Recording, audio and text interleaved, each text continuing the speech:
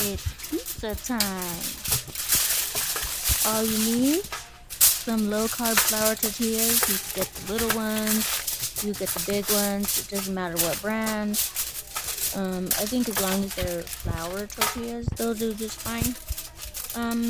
Less than a half a cup of spaghetti sauce. I don't think any more than that. Maybe a little more than that. It's up to you. Mozzarella cheese and Parmesan cheese. You could use the kind in the little plastic container, little shaker. You could use the kind in the bag.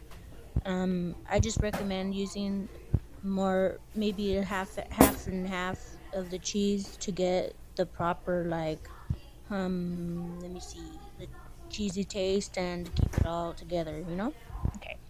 And as far as toppings, I tend to have pepperoni in my house all the time. Um, Pepperonis, pineapples, jalapenos, anything that you want to throw on a pizza, it's your thing. Okay, but before we start, before I started talking, you should have preheated to 400. You saw me wrapping my cookie sheet with foil. You don't have to do that, but this cookie sheet, it just happens to be the oldest, flimsy, spotty dotty looking ass, a little bit of rust.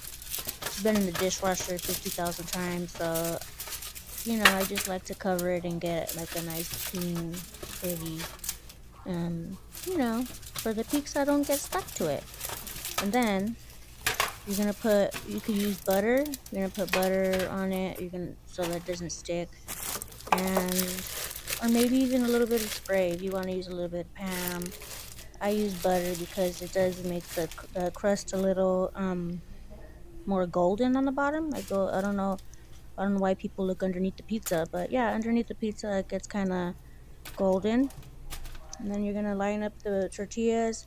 It doesn't matter if they completely all touch. It doesn't matter if there's a little bit of a hole, because all the cheese is gonna meet in the middle and be in a big layer anyways. The tortilla is just more or less for the bready taste, if you know what that means. But you could use any kind of sauce. You could use it from a jar. You could use it from a can, like me. You don't need very much, because if you put too much sauce, then the cheese doesn't want to stay on there. And when you cut it, it's just going to slide off, and it's going to be a headache. Well, I can never say pizza's been a headache. I take that back. I love pizza. So yeah, you're just going to put some sauce on there. Move it around. You like my new spoons? I got it for my birthday. Brand new spoon for the video. You can use any kind of flavor sauce as long as it's, Italian, or as long as you like it on pizza. You're pretty good with the sauce. And then I don't know. I don't know how to really cut my videos too well yet. So I'm gonna try and only talk as much as I have to, so I don't get ahead of myself and me not be able to tell the recipe good enough. It's pretty easy. I know I have all the letters all the way across, but yep, it is what it is. So after I do the sauce, I like to put some Parmesan cheese. No, wait, not the Parmesan. We'll do the mozzarella first. We'll put a nice little layer. You could go crazy and put a lot of cheese, but a couple of handfuls and spread it out. And then it's pizza, so what gives it the pizza taste is the mozzarella and the sauce, and then the toppings, etc., etc. So I'm putting the cheese. Excuse me. Yeah, and then after this, I'm gonna empty that package of Parmesan onto it, because the Parmesan, as you can tell, is more of a drier cheese, and it will melt, and it will combine with the other cheese, and it has more of a salty taste than the mozzarella. I think it has a lot of flavor. You can use any kind of Parmesan, Romano, Italian cheese to make it taste Italian-esque, you know? So, yeah, because when the cheese dries, the mozzarella is not going to dry any harder than the state it is when it's raw.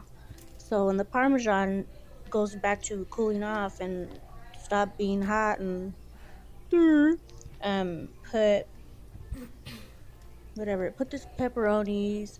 You could put a little bit, you could put a lot, you could put leftovers on this motherfucker. It doesn't matter if you want to get crazy with it.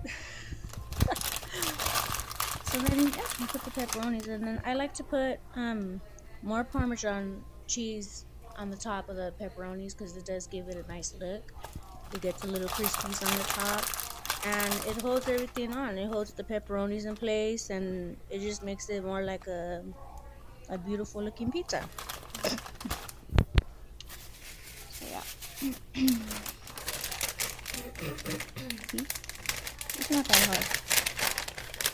You could pretty much make pizza out of a lot of different things. You could use little pieces of bread. You could use I had some jalapeno cheese bagels like a couple of weeks ago, and I thought it would be good to make one of those into a pizza, and I was right. So you could just get fancy with the breads you use, and that changes the whole the whole pizza mood. Me personally, I didn't have any I couldn't find any jalapenos in my fridge, or I didn't see a can of pineapples, but I usually put pineapples and jalapenos on these because um I like to eat pizza. Who don't? Excuse me. And then, yeah, you can put a lot of Parmesan cheese. I think that's what makes it taste the best. When you put a lot of cheese. Yep. And this one's kind of a brown color. I guess it's I don't know. I know. Thinking back yesterday, my brother said, "What's that on the top of it? What's that kind of cheese?" And I said, "It's Parmesan." He said, "Isn't it usually white?" And I said, "I don't know. This one's a little darker, so ain't nothing wrong with the little darker." Ain't nothing wrong with a little darkness. Mhm.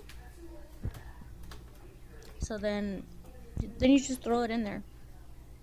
You know, for 400 degrees.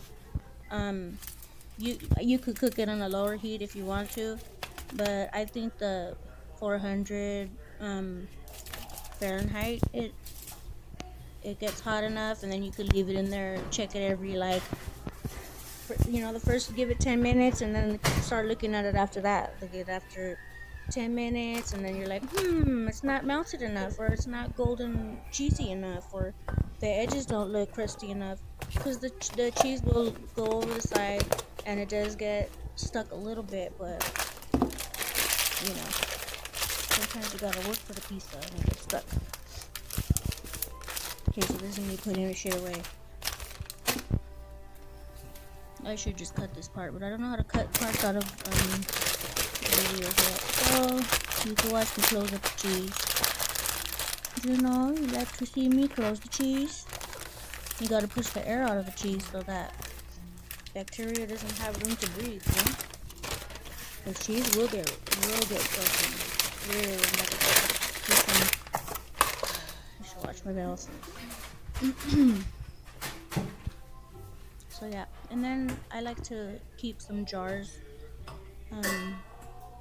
I'll keep the jars up in the cabinet. Old pickle jar. You reuse, recycle, reuse. And then you can throw the rest of your sauce in there so it doesn't get a little fly don't land in it, or you don't have to throw it in the trash or down the sink. You might in the next week maybe. Give it a little sniff and make sure that it still smells like spaghetti sauce, and then if it does, boil some noodles and make some freaking spaghetti. Yeah. And I like to try and not make so much of a mess when I'm doing stuff.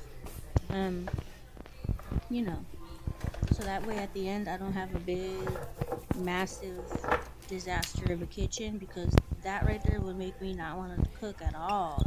Seeing a big mess like that, so I clean up pretty much. I clean during you know. So yeah. Well, I guess the pizza is. I left the pizza in for about 20 minutes because I looked at it and I was like, how come um it just didn't look bubbly enough for me. So yeah, this is how it looks when you get it out.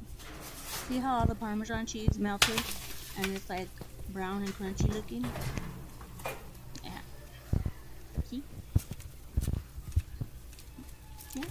It's a little pizza you could share with somebody. You could cut it up and then um save some for later. You could put it in the fridge, eat it cold. However you like your pizza, however you eat your leftovers, however you snack, however you do things, it's all perfectly fine as long as you're not cutting your fingers and getting rowdy and cussing people out. You know, as long as you're cooking and you're having a good time and you make it with love, it should taste good. So I like to pull the foil up. It makes it easy to cut it when you take it off of the pan. So yeah, and then it's kind of hot, so I just wanted to. For some reason, foil paper doesn't stay hot as long as you would think. The foil usually would be cooled down. The pan's still hot. So I'm gonna push, and then I'm gonna just cut it. You know, you could cut it long, skinny squares. You could cut it in two pieces. You fold it. You could do whatever you want to your pizza. But I recommend after you cut it, let it sit for like 2 minutes maybe, just so that when you start pulling them up, like I did, I think this is the part where I started to pull it up, and then I was like, oh no!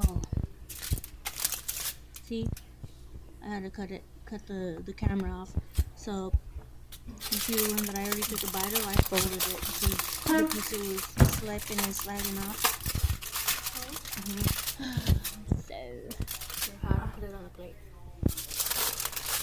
And then, yep, this is the pizza, and I like to take it off of the. I'm gonna be mad if this shit ain't still recording. Oh, it is. Oops, my bad.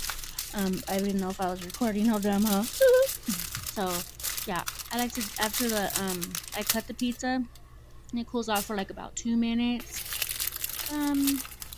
I use all my patience and I just pull it off so it stays in a piece like that. It looks like a pizza. It's really thin pizza, but it has all of the flavors, the major flavors that M&F and MF needs to have that pizza experience. As long as it has sauce and cheese, pretty much you're getting pizza vibes. So, yep. That's it, and then you just throw this away, wipe the counter off, and you're good.